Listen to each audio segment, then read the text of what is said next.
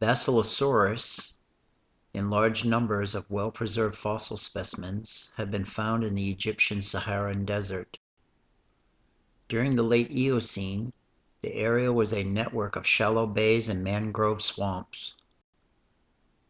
Contrary to its Walking with Beasts depiction television program, that it was better suited to open water, Basilosaurus was actually better equipped for the shallows. Basilosaurus was a predator of the smaller primitive whale Durodon, as numerous bite marks found on the fossils of this smaller whale can verify. In the Eocene oceans, Basilosaurus wasn't the only big predator within it.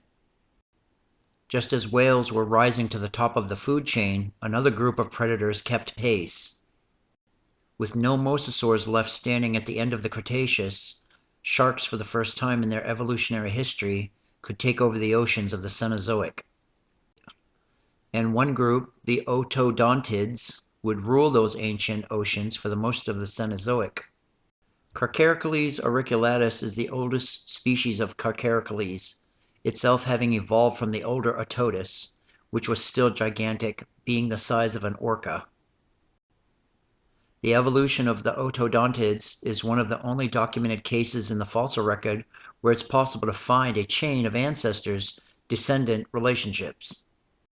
Carcharicles auriculatus' descendants would develop broader, more heavily serrated teeth and grow increasingly larger, culminating in the extremely successful 50-foot leviathan that would be the infamous Carcharicles megalodon.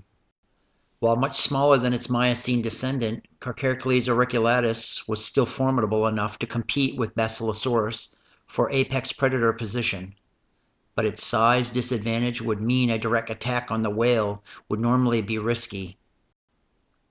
If Basilosaurus became incapacitated for some reason, or in the case of giving birth, it could have become potential prey for Carcharicles auriculatus.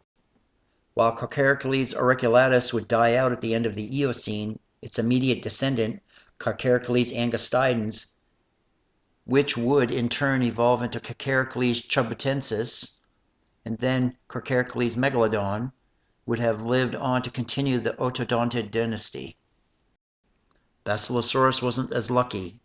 It and all other archaeocetes died out and they were replaced by baleen and toothed whales. The latter group would produce the raptorial sperm whales, who would become a dynasty to rival that of the megatoothed sharks.